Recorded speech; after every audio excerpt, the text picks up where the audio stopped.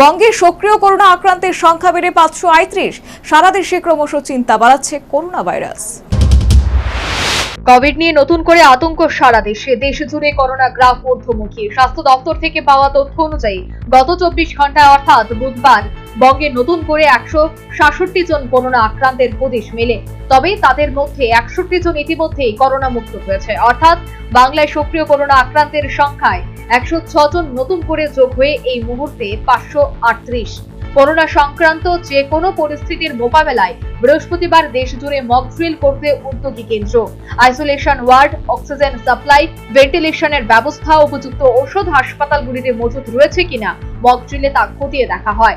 গত 24 ঘন্টায় Covid graph বৃদ্ধির নিরিখে কেরালা শীর্ষে রয়েছে।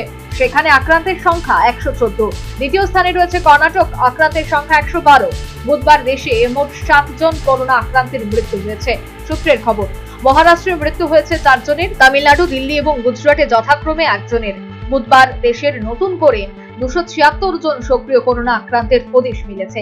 এই মুহূর্তে দেশের সক্রিয় কোভিড আক্রান্তের সংখ্যা 4302 জন। করোনা ভাইরাসের জেরে দীর্ঘ প্রায় 2 বছর ঘরবন্দি থাকতে হয়েছে সাধারণ মানুষকে। ফলে এই ভাইরাসে আক্রান্তের সংখ্যা সামান্য বাড়লেও উদ্বেগ দেখা যায় সাধারণ মানুষের মধ্যে। যদিও বিশেষজ্ঞরা জানাচ্ছেন, বাংলায় কোভিডের আক্রান্তের পরিসংখ্যান নিয়ে উদ্বেগের কোনো কারণ নেই। যেহেতু টেস্টের সংখ্যা বাড়ছে, তাই করোনা আক্রান্তের সংখ্যা ধরা পড়ছে এবং পরিসংখ্যান বাড়ছে। অধিকাংশ ক্ষেত্রেই সর্দি, কাশি, জ্বর থাকলেও কোনো উপসর্গ তেমন গুরুতর নয় বলেই জানাচ্ছেন চিকিৎসকরা। পাশাপাশি কোভিড ভ্যাকসিন অধিকাংশ মানুষের কাছে পৌঁছেছে। ফলে বাংলায় করোনা পরিস্থিতি নিয়ে এখনই উদ্বেগের কোনো কারণ নেই বলেই জানাচ্ছেন তারা। National bureau report, news vanguard.